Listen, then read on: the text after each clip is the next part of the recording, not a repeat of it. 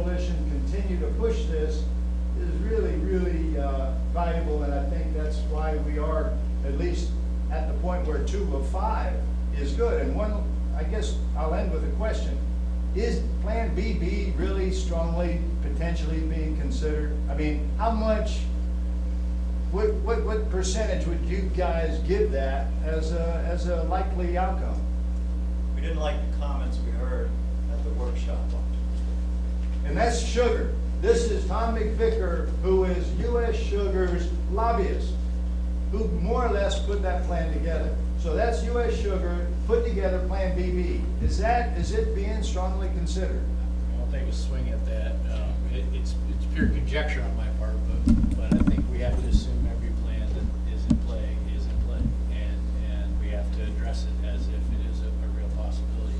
I will say BB has some vulnerabilities that are fairly easy to pick at and to gather stakeholders against, but there is a powerful interest that would like to see a plan like BB go forward.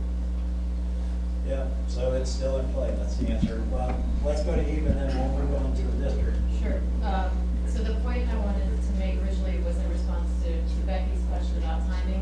July is critical because even though there will be public comment periods after July, the ability for the public to shape the decision, which plan we choose, is going to be increasingly difficult. It's going to be agency review, a lot of bureaucracy after that. So please, if you and your networks can weigh in during the July period, do that. And then early August, there's going to be a really important public meeting with Colorado Board.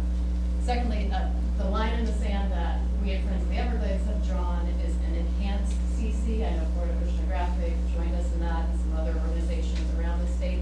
And that enhanced CC, what we're asking for, and it is no discharges to the St. Lucie, no harmful regulatory discharges to the Caloosahatchee, and increased flows south. So we're shooting for the moon and the stars here. And now that we're seeing the plans, CC does look like the best balanced plan. I thought the way you presented it was really good, Ben. And we like specifically the element of AA that sends water south all the way down to the water shortage management ban. CC doesn't do that right now, and we think the Corps is showing they can do that in AA. So let's bring that over to CC, and that'll bring us additional relief. Still doesn't get us to zero, and that's still our line in the sand, don't get me wrong, but we're also trying to be savvy in terms of the strategy of this home stretch. Good points. You're gonna hate me for this, Mark. I keep on hearing these meetings for the last 15 years, we're gonna, and respectfully, this doesn't involve you, but keep us abreast on these time frames, because this is all new to me. I'm a rookie. When the Lobsam said, hey, we're gonna have a plan, you know, business, you make a plan, you do it. Review this, you know how long that takes, so if you keep us abreast of what the Well, process they've is. got a time frame, Douglas, and that's the time frame we're talking Okay, about. I'm not criticizing, but if you keep us abreast of what the time frame is, because I think the public gets irritated more than I do by saying, we hear all this and It's publicly addressed. This is Okay, the but time frame. can I say it nicely, put the fire underneath them? Underneath who? The whole group, Okay, let's go. Get the Friends of the Everglades emails, and then they tell you exactly what to do. oh, I know that. It's perfect. I mean, I'd like to bring up Jackie for our report on the district. Can I say one thing about this letter? I'm going to be sending this out to all the organizational members, and it's your responsibility then to send it out to your members. Because those are the time frames in there. They need, like Doug's not aware, are your members aware that this is a very critical time to get this feedback in? And the time frames are in red there. Okay, great, thank you. Ms. Jackie Thurlow next, welcome. Hello, everybody.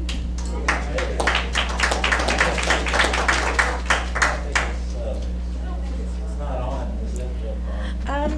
Well, I guess this is as good as it's gonna get. So Be a teacher. that's okay. It's great to see everybody, and it is really nice to be out of COVID prison.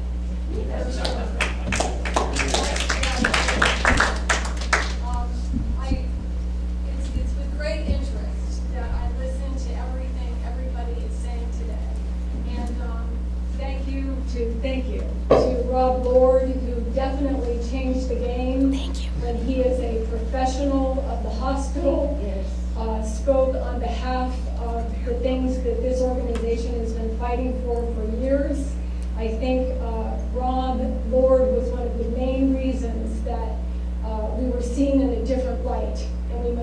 always be grateful for that.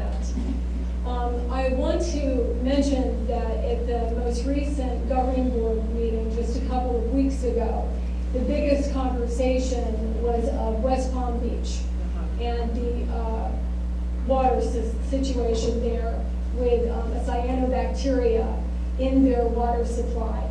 And I can tell you that this may be a bigger game changer than the blue-green algae here. Because when poison water comes out of your faucet, it doesn't get much closer than that. There's a lot going on with it. And again, the same things come up.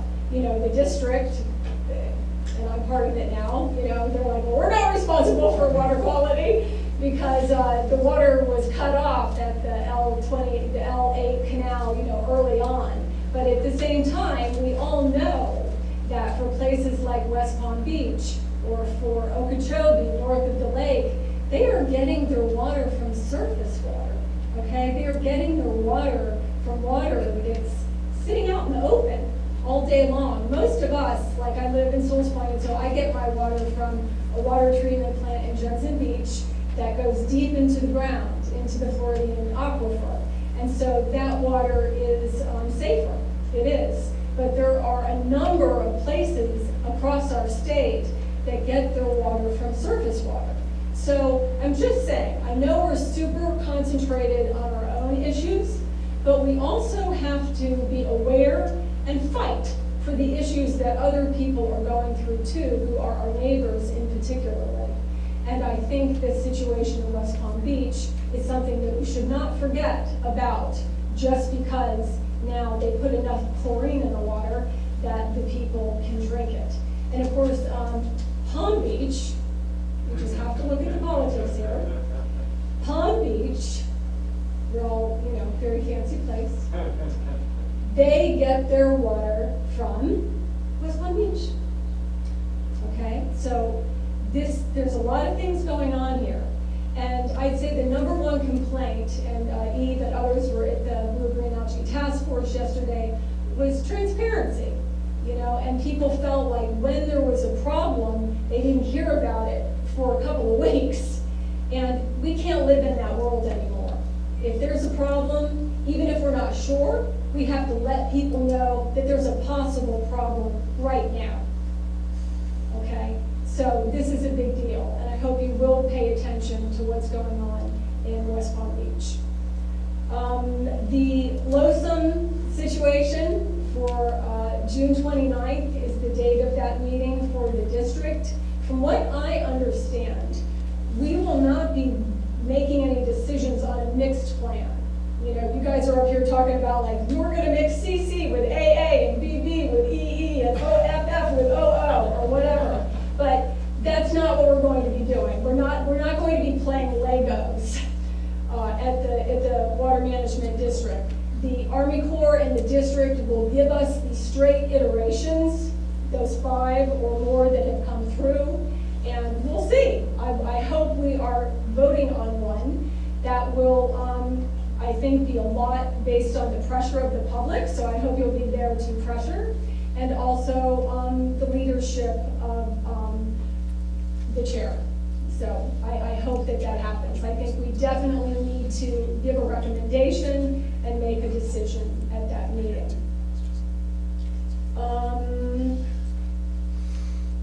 I think that's it. And all I would say, you know, and I hear a lot of things in the room, and Ed Killer, my heart aches too, okay? My heart aches too. I've been here since I was a little girl, and sometimes you think that you just can't do this one more day. You know, it is hard. I believe that in order for us to win, we have to have allies. We have to have allies. And I know we're fighting for our lives at 0 discharges, but I am telling you, the politics here is unbelievable.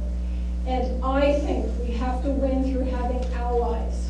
And I believe our greatest ally is the Caloosahatchee, because we built this with them.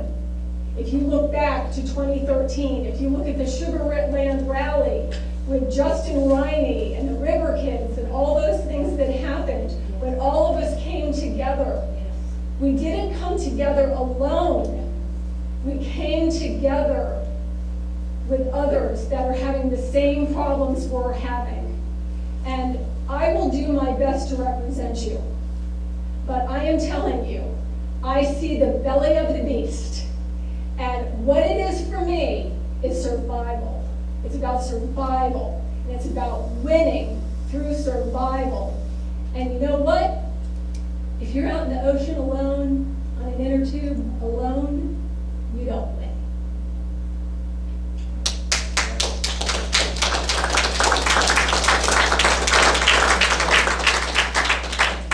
Besides the workshop on the 29th, they'll also have the next governing board meeting in July. And we all should be aware of those meetings as well coming up. So it's usually a second Thursday in July. So stay tuned for that as well. And we appreciate them having workshops. One thing I want to mention about Jackie has done in the governing board, she has urged them to the staff to present new data, to present the data correctly so that they can see the flows and what's happening each water year and how we started the water year this month. So we're looking to try to say how that data is presented at the governing board meeting gives everyone there a better understanding. And I can't say enough how Jackie has helped lead that effort to present this data correctly. And one of the things that came up, both presentations, technical reports showed these kind of graphs which show over the years in blue what comes to the basin runoff through the STAs down south into the Everglades. And then what's in yellow is what really is coming from the lake through the STAs in the Everglades. And what our goal here in all this is to try to increase the amounts of yellow you see on the graph going through the STAs into the water conservation areas in the Everglades, and let the basin runoff be taken care of by the basin. And the basin runoff they talk about is the Everglades agricultural basin. So I want to just commend Jackie for bringing this and other presentations they do. Can I ask a clarifying question to Okay. Jackie?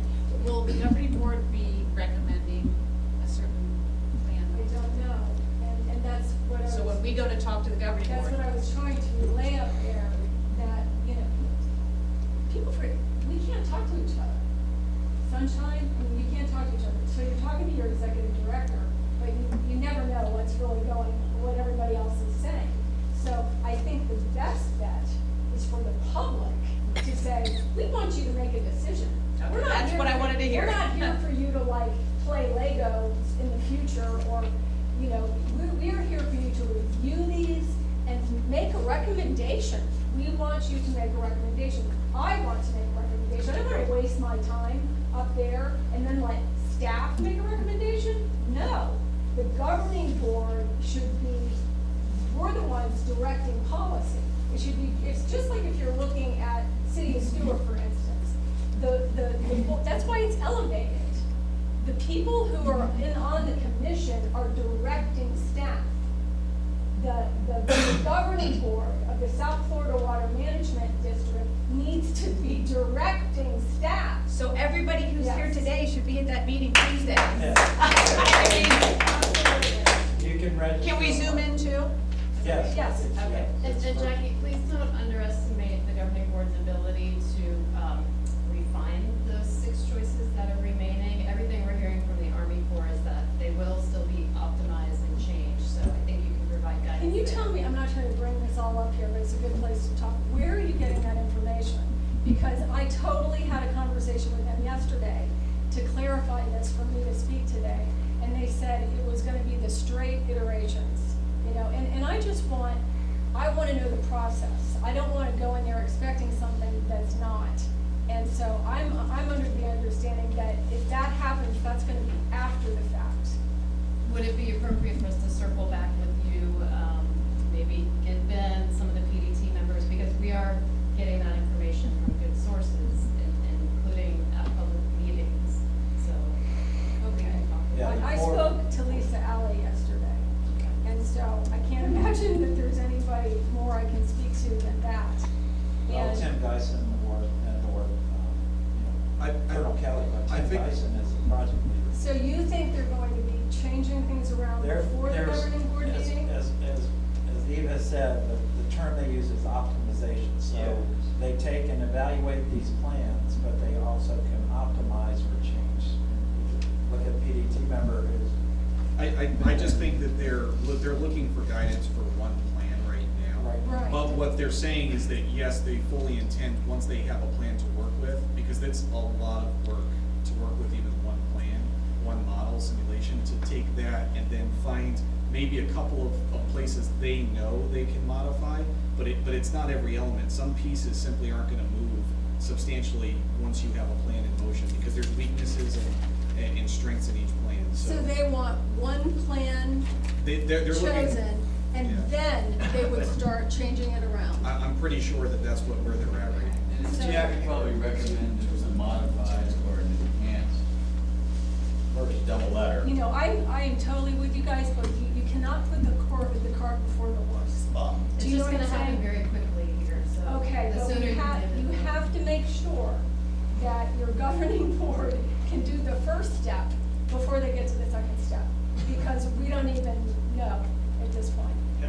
They have stated in the course, Tim Geising's the project leader, who talked about these dates, and he states in here that basically, that on the PDT meeting, which will be July 7th, they will be looking for each agency to present their evaluation and preferred alternative. Right, but I'm talking So that's about by the June, July I'm 7th. talking about the June 29th. The June 29th workshop by the district will have presentations about the process, probably about these alternatives, and then, I don't know, the action by the governing board is going to be Right.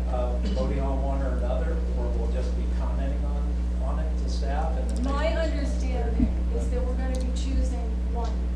On that- If on we the choose 29th? anything, we'll be choosing one of the iterations. On Okay, the 29th. if the information's different than that, I don't know that, but that we'll be choosing one at that meeting. So, Jack, my interpretation from it, and in the last PDT workshop, the core staff seemed really receptive to the optimization that was some other agencies presented in their plans of how to optimize each plan. And, you know, I think what the district really, it would be incredibly helpful if they did pick one plan, because I know how hard that's going to be for all the different board members just to pick one plan. But each phase in the LOSUM process, where they've started with thousands of models, they have picked a few and then optimized those plans. And my understanding is that's how this process is gonna work. That's why, for example, City of Stewart has sided with Plan CC with optimizations at this point. And So when you say with optimizations, have you chosen Well, them we would- specifically? we sided with the letter from Friends of the Everglades, zero discharges to St. Lucie, but which model is the best to work with? Right. One, that realistically we can get past, and two, is the best to work with to be receptive to those optimizations. You know, we need CC to have lower lake levels and less time above 17 feet. But I think it's incredibly important for the district to pick a plan and at least get to that point. But I think for everyone in this room, I don't want anyone in this room to go back to their agencies and say, just pick one plan. You know, for me and for the city of Stewart, it's either AA or CC, but which model can you optimize the best for South Florida and for our waterways? Because my interpretation of the whole process, after every phase, there's gonna be optimization. That's why the LOSUM process is taking so long. We started with thousands of plans, we have 5 left. Right, I'm and just there's not 2 in sure the that running. optimization is gonna take place at a governing board meeting. No, I agree. Okay, you For your have to be stance, I think it'd be realistic here. wonderful And you have to tell if you people pick what's gonna, this is those confusing enough. plans. And so the first step is to For- pick one, and then after that is to optimize it. So I think those are the steps. I think they can go hand I in think hand. we're clear. We'll talk. We gotta kind of move on, so I'll give one to Paul. Yeah, moving forward, let's assume for a moment that CC is the one that they choose. And we keep talking about optimization. I'm being a little bit cynical, sorry, but I'm thinking, they're not going to stop the opposition. Their idea of opposition is to reduce whatever benefits that we're going to see. We saw that with SB 10, when we started out with a rather large reservoir, and then gradually through the political process, we lost that, and now it's a pond compared to what it was. So my concern is, looking forward, is what is the danger that whatever is considered the plan, what real optimization will take place, or what negative reaction in the political process will continue to erode whatever we win. That's my concern. Well, and it's kind of in the form of a question, Paul, that you said, what assurity do you have that something could be optimized to what level of, of confidence, or that we have a preferred plan that can then be optimized to whatever. And we can't just stop just because we think we won. This is going to continue past that in my belief. Oh, yeah. Oh, yeah. I mean, you gotta realize that 2008 was the last time we had a Lake Okeechobee schedule. So here it is, this many years later, and we're trying to have another schedule. Will it be another 10, 15, 20 years down the road?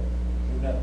But now is the time, and now is what the urgency is there for all of us to be participating and voicing our opinion and being involved. So I appreciate, thank you, Jackie, for doing that. Yes. Other agencies, we've got, any other FDP, Corps of Engineers, or FWC here today? Like you recognize them? I haven't seen. Paul Gray couldn't be here. He said he's having problems at his house. He had to deal with his well water situation, but he wanted to, of course, report on the lake. I'm sure lake conditions are that they're at 12.5 feet roughly right now. His concern on the alternatives, of course, is looking at high lake levels, and those operational levels being kept higher than they are at this point. So he feels, I know one opinion he's expressed is that it's not good healthy for the lake. But right now, the lake is going through its cycle, and it is low, and it's looking to be healthier, except for the withering algae. But we still have a lot of phosphorus, nitrogen coming into the lake that's causing a lot of problems. So we'll move on into quickly into coalition reports. Nick Mader's here. Nikki, what we're going to put today. Had a great rally on the river on the manatees. I'd like to first thank the city for making a resolution for the manatees, because it is very important. Thank you so much. Our seagrasses here on our river are one of the most important things, the nursery for all the animals, and if we don't have the manatees, this is one of our sentinel species, so, we need to look hard at that again, and then it goes to humans. So, we did receive back, after our protest on the bridge, we had a good turnout. We had about 75 people, which was great during COVID.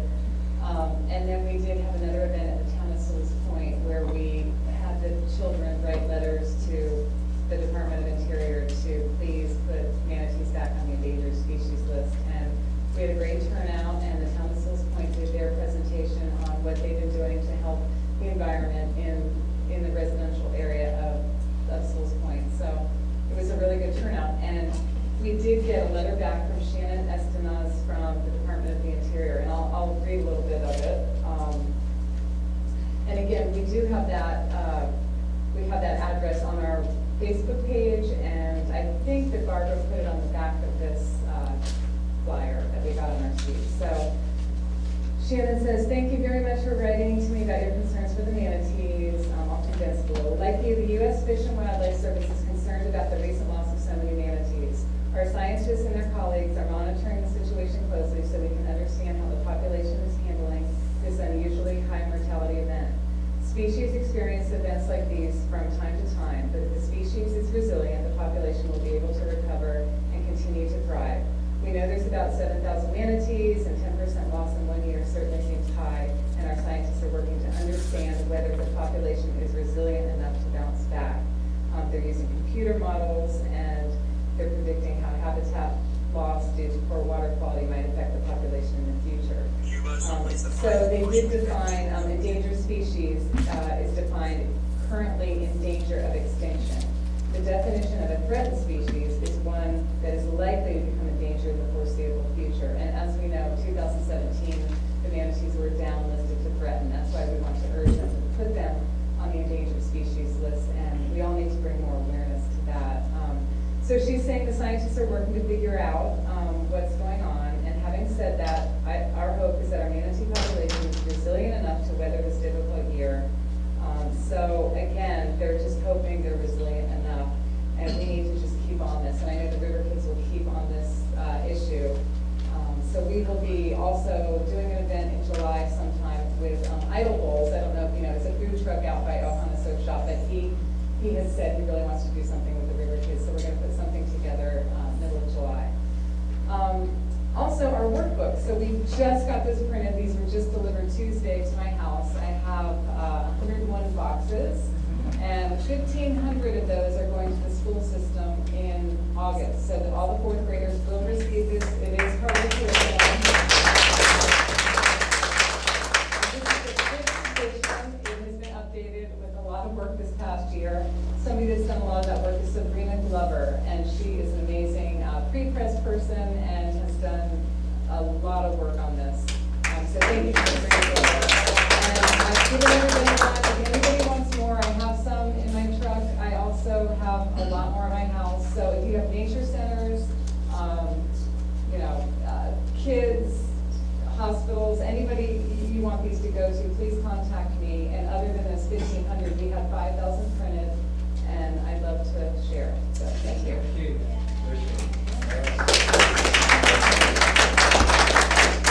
Do you have any Speaker Bureau updates real quick? And we'll get the So I've local got- issues for review, and then we'll.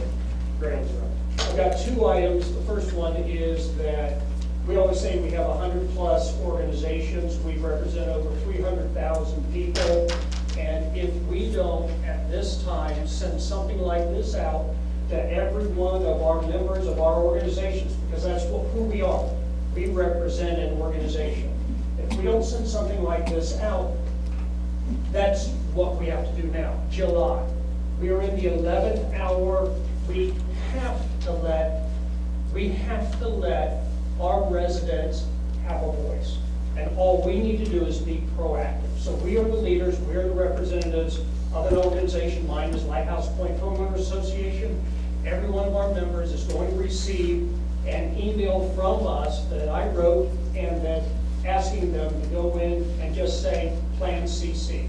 So that's the first item. The second item, if your organization needs us to come and provide our view or our thoughts or this message inside of these walls, bring it to your organization. Please go to riverscoalition.org. There's a little button there that says request a speaker. Anytime, anywhere, any place, we'll come and we'll visit. So we're back. The Rivers Coalition Speakers Bureau is back.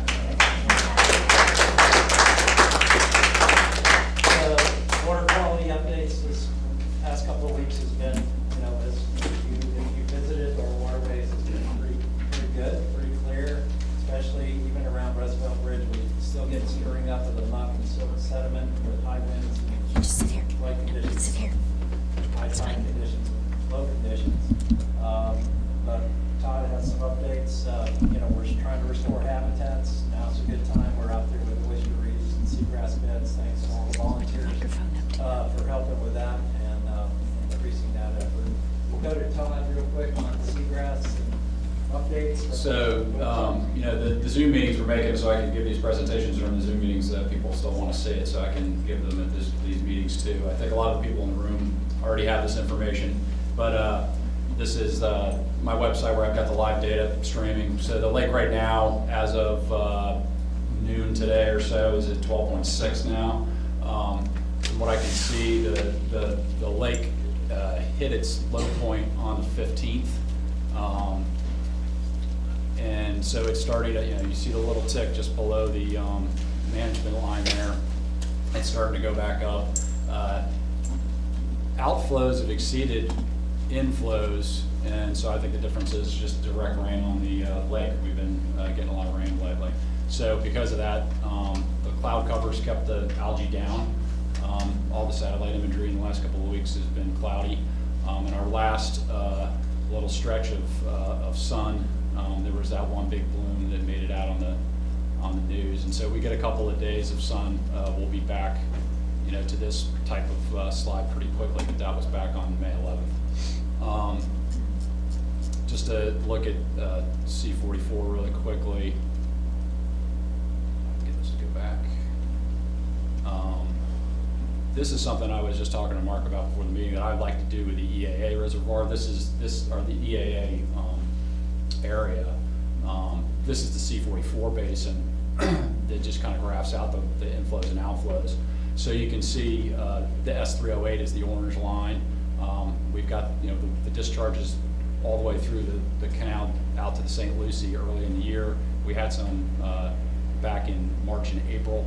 But other than the basin flows, which are the blue bars right here, later on, S80's been closed, so all you see is the orange line continuing on. That's the S308 just going into the basin for irrigation and storage.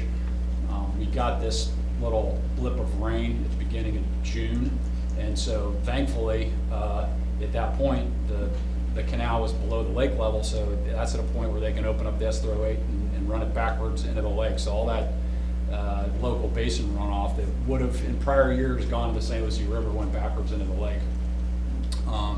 And I kind of want to dig into Ben's slides a little bit later on, because on some of those slides it was saying like 70,000 acre feet, I think, and that's at S308, like Mark was saying, not at S80 at the river. So like looking at it right now, we've gotten 62,000 acre feet so far this year, so that's, you know, around the same number. Of that 62, because of the backwards flow, it's actually 65 has been stored. So, you know, if they're measured at S308, you know, I would think that the basin itself can handle 70,000 acre feet a year without a single drop going to the St. Lucie River. I just want to know that's the way the math's working. But real quick on the grass flats, because I think that's what I'm supposed to be reporting on. We haven't been able to see them, at least on the satellite, because the clouds, the latest image that had anything, I haven't been able to personally go out there. You know, this could be algae, but there is, people have been reporting there is grass out there. So I've been posting these images when they're available for the sun, when the clouds are away. But just to back up, that's what it used to look like just a couple of years ago. So we're nowhere where we used to be in 2007, but as long as I keep it closed, maybe we can make our way that direction. It's very thin out there right now. It's just coming back.